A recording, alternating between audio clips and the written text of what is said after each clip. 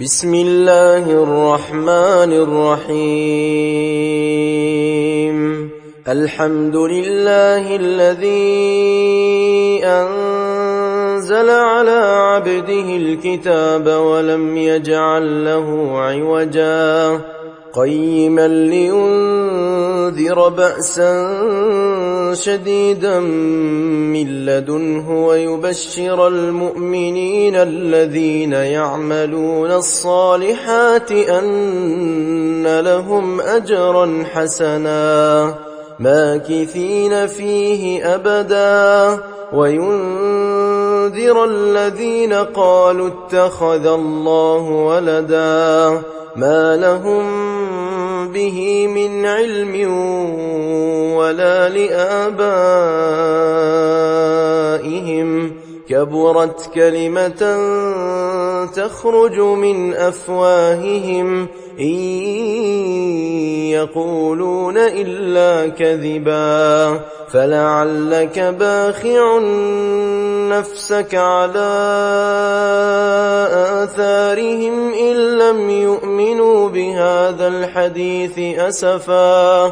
إنا جعلنا ما على الأرض زينة لها لنبلوهم أيهم أحسن عملا وإنا لجاعلون ما عليها صعيدا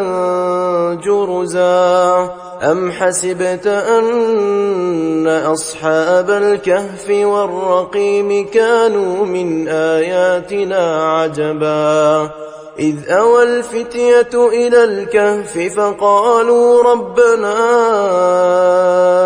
آتنا من لدنك رحمة وهيئ لنا من أمرنا رشدا فضربنا على آذانهم في الكهف سنين عددا ثم بعثناهم لنعلم أي الحزبين أحصى لما لبثوا أمدا نحن نقص عليك نبأهم بالحق إنهم فتية آمنوا بربهم وزدناهم هدى وربطنا على قلوبهم إذ قاموا فقالوا ربنا رب السماوات والأرض لن ندعو من دونه إلها لقد قلنا إذا شططا هؤلاء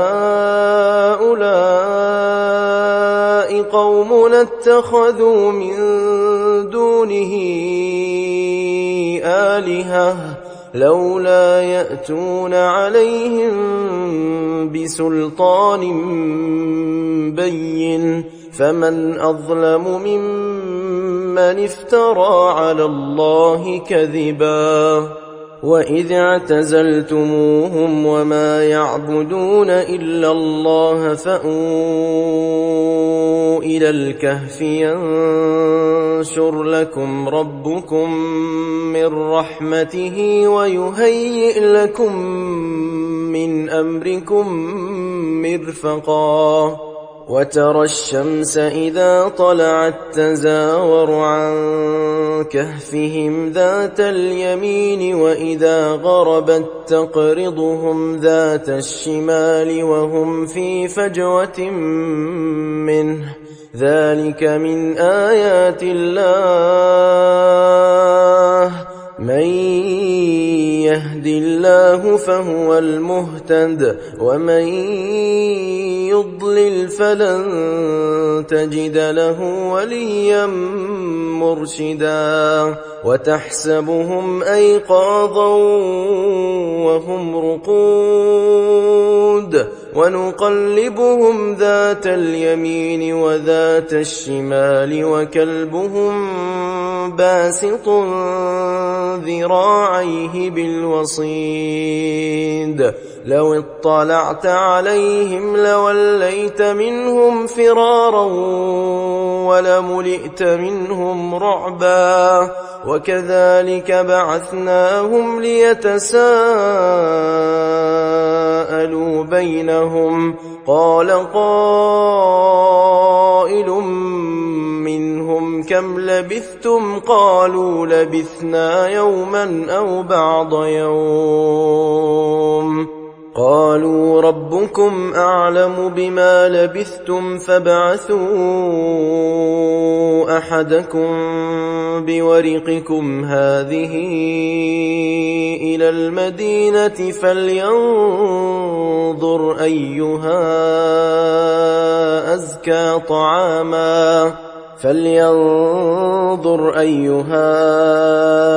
أزكى طعاما فليأتكم برزق منه وليتلطف ولا يشعرن بكم أحدا إنهم إن يظهروا عليكم يرجموكم أو يعيدوكم في ملتهم ولن تفلحوا إذن أبدا وكذلك أعثرنا عليهم ليعلموا أن وعد الله حق وأن الساعة لا ريب فيها إذ يتنازعون بينهم أمرهم فقالوا ابنوا عليهم بنيانا ربهم أعلم بهم قال الذين غلبوا على أمرهم لنتخذن عليهم مسجدا سيقولون ثلاثة رابعهم كلبهم ويقولون خمسة سادسهم كلبهم رجما بالغيب ويقولون سبعة وثامنهم كلبهم قل ربي أعلم بعدتهم ما يعلمهم إلا قليل فلا تمار فيهم إلا مراء ظاهرا ولا تستفت فيهم منهم أحدا ولا تقولن لشيء إني فاعل ذلك غدا إلا أن يشاء الله واذكر ربك إذا نسيت وقل عسى أن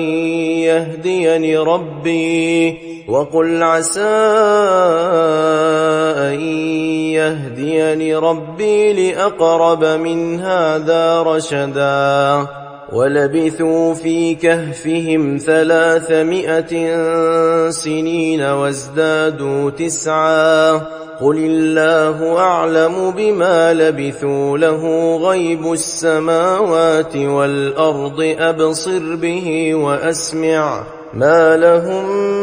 من دونه من ولي ولا يشرك في حكمه أحدا واتل ما أوحي إليك من كتاب ربك لا مبدل لكلماته ولن تجد من دونه ملتحدا واصبر نفسك مع الذين يدعون ربهم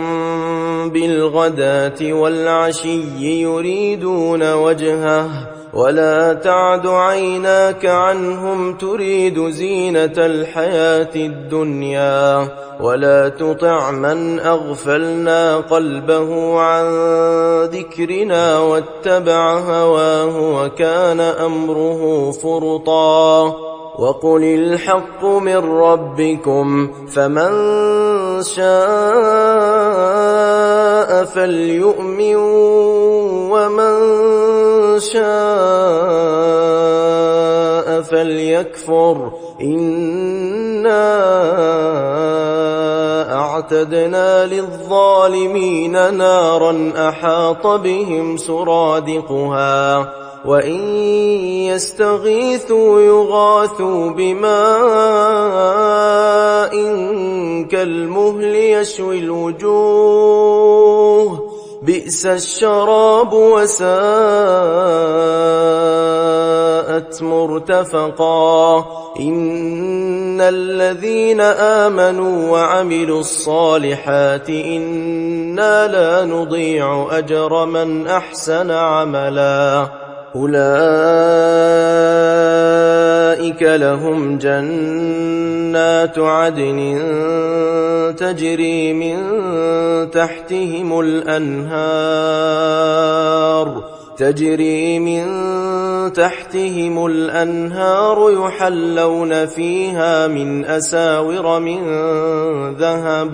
يحلون فيها من أساور من ذهب ويلبسون ثيابا خضرا من سندس واستبرق متكئين فيها على الأرائك نعم الثواب وحسنت مرتفقا واضرب لهم مثل الرجلين جعلنا لأحدهما جنتين من أعناب وحففناهما بنخل وجعلنا بينهما زرعا كلتا الجنتين آتت أكلها ولم تظلم منه شيئا وفجرنا خلالهما نهرا وكان له ثمر فقال لصاحبه وهو يحاوره أنا أكثر منك مالا وأعز نفرا ودخل جنته وهو ظالم لنفسه قال ما أظن أن تبيد هذه أبدا وما أظن الساعة قائمة ولئن رددت إلى ربي لأجدن خيرا منها منقلبا قال له صاحبه وهو يحاوره أكفرت بالذي خلقك من تراب ثم من نطفة ثم سواك رجلا لكن هو الله ربي ولا أشرك بربي أحدا ولولا إذ دخلت جنتك قلت ما شاء الله لا قوة إلا بالله إن ترني أنا أقل منك مالا وولدا فعسى ربي أن يؤتيني خيرا من جنتك ويرسل عليها حسبانا من السماء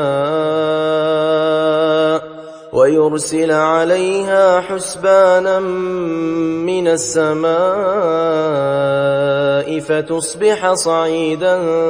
زلقا أو يصبح ماؤها غورا فلن تستطيع له طلبا وأحيط بثمره فأصبح يقلب كفيه على ما أنفق فيها وهي خاوية على عروشها ويقول يا ليتني لم أشرك بربي أحدا ولم تكن له فئة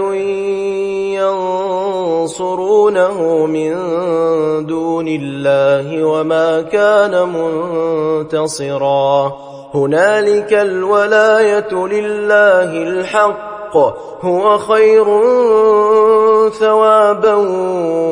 وخير عقبا واضرب لهم مثل الحياة الدنيا كماء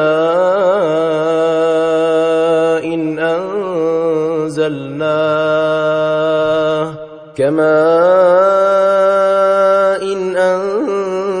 أنزلناه من السماء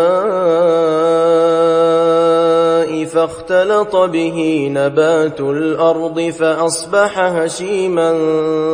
تذروه الرياح وكان الله على كل شيء مقتدرا المال والبنون زينة الحياة الدنيا والباقيات الصالحات خير عند ربك ثوابا وخير أملا ويوم نسير الجبال وترى الأرض بارزة وحشرناهم فلم نغادر منهم أحدا وعرضوا على ربك صفا لقد جئتمونا كما خلقناكم أول مرة بل زعمتم أن لن نجعل لكم موعدا ووضع الكتاب فترى المجرمين مشفقين مما فيه ويقولون يا ويلتنا ما لهذا الكتاب لا يغادر صغيرة ولا كبيرة إلا أحصاها ووجدوا ما عملوا حاضرا ولا يظلم ربك أحدا وإذ قلنا للملائكة اسجدوا لآدم فسجدوا إلا إبليس كان من الجن ففسق عن أمر ربه أفتتخذونه وذريته أولياء من دوني وهم لكم عدو بئس للظالمين بدلا ما أشهدتهم خلق السماوات والأرض ولا خلق أنفسهم وما كنت متخذ المضلين عضدا ويوم يقول نادوا شركائي الذين زعمتم فدعوهم فلم يستجيبوا لهم وجعلنا بينهم موبقا ورأى المجرمون النار فظنوا أنهم مواقعوها ولم يجدوا عنها مصرفا ولقد صرفنا في هذا القرآن للناس من كل مثل وكان الإنسان أكثر شيء جدلا وما منع الناس أن يؤمنوا إذ جاءهم الهدى ويستغفروا ربهم إلا أن تأتيهم سنة الأولين أو يأتيهم العذاب قبلا وما نرسل المرسلين إلا مبشرين ومنذرين ويجادل الذين كفروا بالباطل ليدحضوا به الحق واتخذوا آياتي وما أنذروا هزوا ومن أظلم ممن ذكر بآيات ربه فأعرض عنها ونسي ما قدمت يداه إنا جعلنا على قلوبهم أكنة أن يفقهوه وفي آذانهم وقرا وإن تدعهم إلى الهدى فلن يهتدوا إذن أبدا وربك الغفور ذو الرحمة لو يؤاخذهم بما كسبوا لعجل لهم العذاب بل لهم موعد لن يجدوا من دونه موئلا وتلك القرى أهلكناهم لما ظلموا وجعلنا لمهلكهم موعدا وإذ قال موسى لفتاه لا أبرح حتى أبلغ مجمع البحرين أو أمضي حقبا فلما بلغا مجمع بينهما نسيا حوتهما فاتخذ سبيله في البحر سربا فلما جاوزا قال لفتاه آتنا غداءنا لقد لقينا من سفرنا هذا نصبا قال أرأيت إذ أوينا إلى الصخرة فإني نسيت الحوت وما أنسانيه إلا الشيطان أن أذكره واتخذ سبيله في البحر عجبا قال ذلك ما كنا نبغ فارتدا على آثارهما قصصا فوجدا عبدا من عبادنا آتيناه رحمة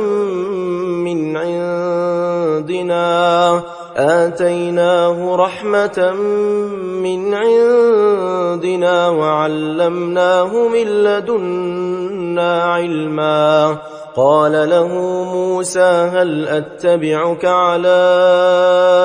أن تعلمني مما علمت رشدا قال إنك لن تستطيع معي صبرا وكيف تصبر على ما لم تحط به خبرا قال ستجدني إن شاء الله صابرا ولا أعصي لك أمرا قال فإن اتبعتني فلا تسألني عن شيء حتى أحدث لك منه ذكرا فانطلقا حتى إذا ركبا في السفينة خرقها قال أخرقتها لتغرق أهلها لقد جئت شيئا إمرا قال ألم أقل إنك لن تستطيع معي صبرا قال لا تؤاخذني بما نسيت ولا ترهقني من أمري عسرا فانطلقا حتى إذا لقيا غلاما فقتله قال أقتلت نفسا زكية بغير نفس لقد جئت شيئا نكرا قال ألم أقل لك إنك لن تستطيع معي صبرا قال إن سألتك عن شيء بعدها فلا تصاحبني قد بلغت من لدني عذرا فانطلقا حتى إذا أتيا أهل قرية استطعما أهلها فأبوا أن يضيفوهما فوجدا فيها جدارا يريد أن ينقض فأقامه قال لو شئت لاتخذت عليه أجرا قال هذا فراق بيني وبينك سأنبئك بتأويل ما لم تستطع عليه صبرا أما السفينة فكانت لمساكين يعملون في البحر فأردت أن أعيبها وكان وراءهم ملك يأخذ كل سفينة غصبا وأما الغلام فكان أبواه مؤمنين فخشينا أن يرهقهما طغيانا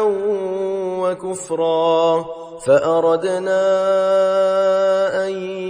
يبدلهما ربهما خيرا منه زكاة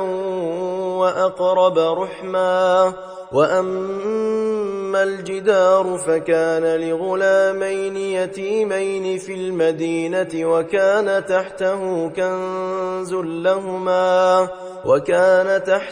كنز لهما وكان أبوهما صالحا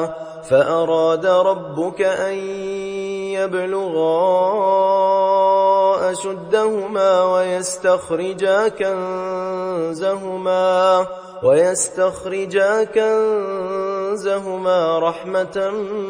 من ربك وما فعلته عن أمري ذلك تأويل ما لم تسطع عليه صبرا ويسألونك عن ذي القرنين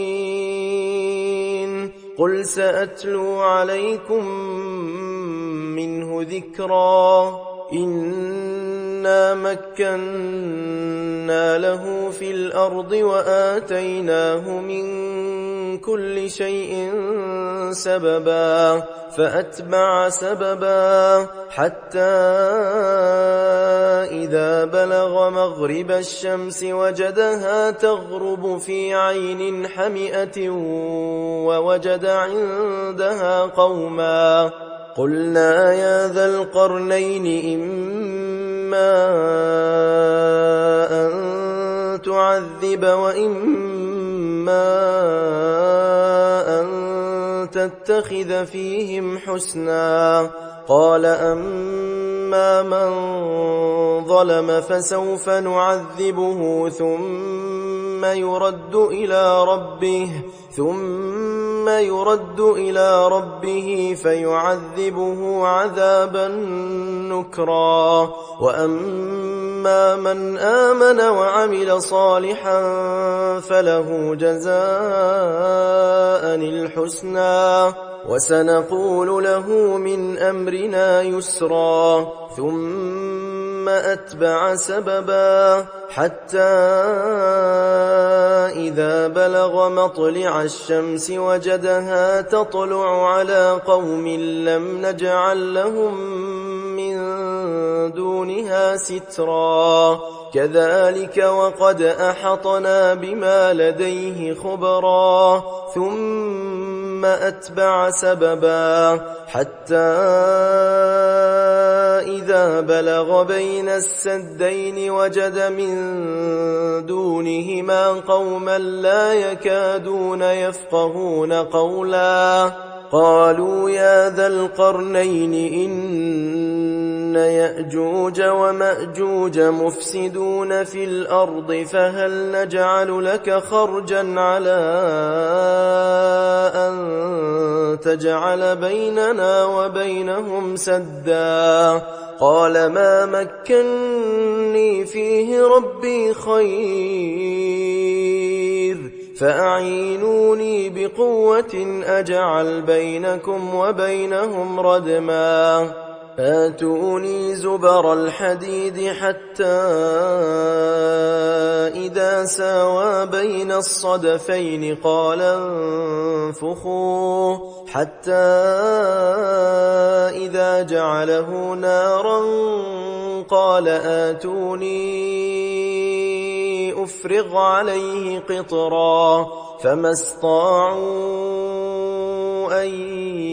يظهروه وما استطاعوا له نقبا قال هذا رحمة من ربي فإذا جاء وعد ربي جعله دكاء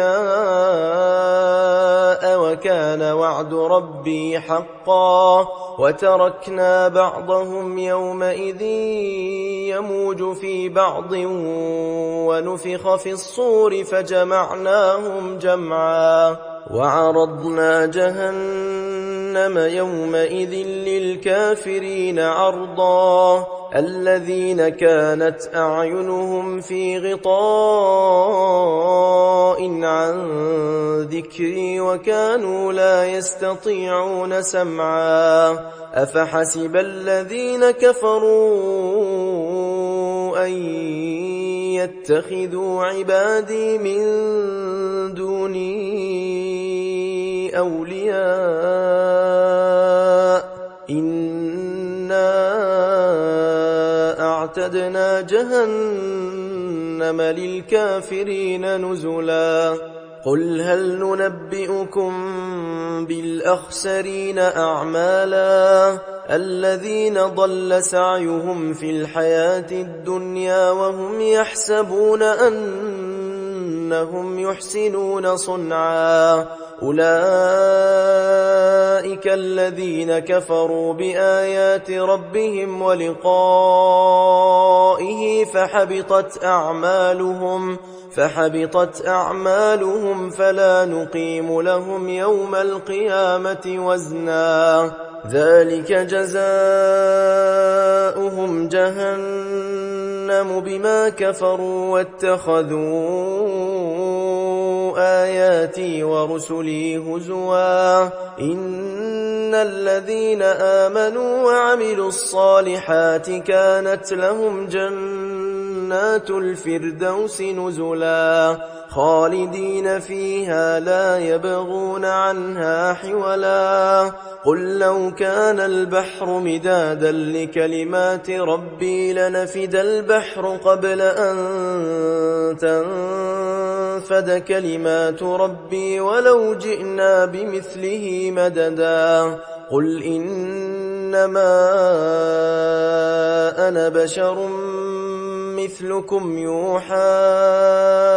إلي أنما إلهكم إله واحد فمن كان يرجو لقاء ربه فليعمل عملا